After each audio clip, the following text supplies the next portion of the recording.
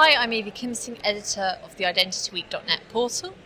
We're coming to the end of day one at Identity Week America. I'm joined now by Carol Fowler, CEO and founder of Transmute Industries. Could you give me an overview of Transmute Industries? So Transmute is an enterprise SaaS company based in Austin, Texas, but with footprints globally at this point. And what we do is we issue decentralized identifiers and verifiable credentials at enterprise scale.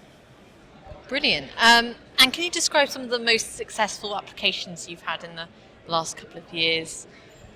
Yeah, absolutely. So today we're primarily using decentralized identifiers and verifiable credentials in global trade, specifically in cross-border transactions. So I know a lot of the folks here are talking about digital identity for humans and moving humans and organizations around, and we certainly use the technology for that as well, but we're also using the technology for moving assets, documentation, and the various actors involved in exchanging that documentation from the beginning of a product's infancy all the way and through to the end customer, which generally for our use cases involves cross-border transactions. Our kind of premier customer that we can talk most publicly about is U.S. Customs Border Protection, where we're working with them under a Department of Homeland Security program called the Silicon Valley Innovation Program to apply open standards-based decentralized identifiers and verifiable credentials to the supply chains for steel imports and more recently e-commerce imports into the United States. So you've explained that you work in a different sort of case study. How do you stand out from competitors in terms of security, trust, enhancing the user experience, interoperability? Absolutely. So interoperability is music to my ears, so I'm glad you brought that part up. So Transmute's most known for building one of the most flexible architectures when it comes to our enterprise offering that's out there on the market today. So we have built our Verifiable data platform, which is the name of our product, on a variety of open standards.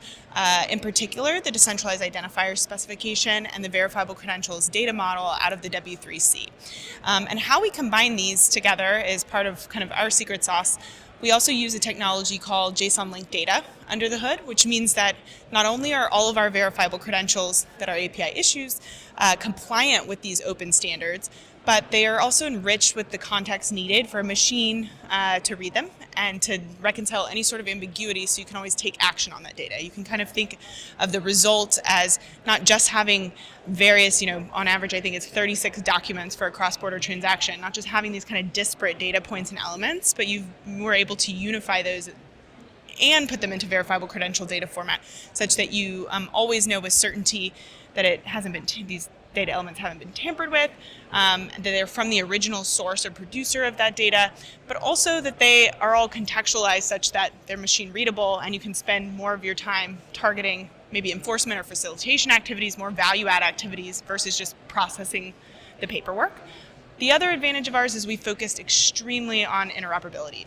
And so we've designed a solution where, unlike a lot of the distributed blockchain for supply chain solutions, you don't need to get off your existing infrastructure, be that an Excel spreadsheet, an existing ERP or supply chain management system, or another identity or blockchain type system in order to take advantage of this kind of verifiable credential.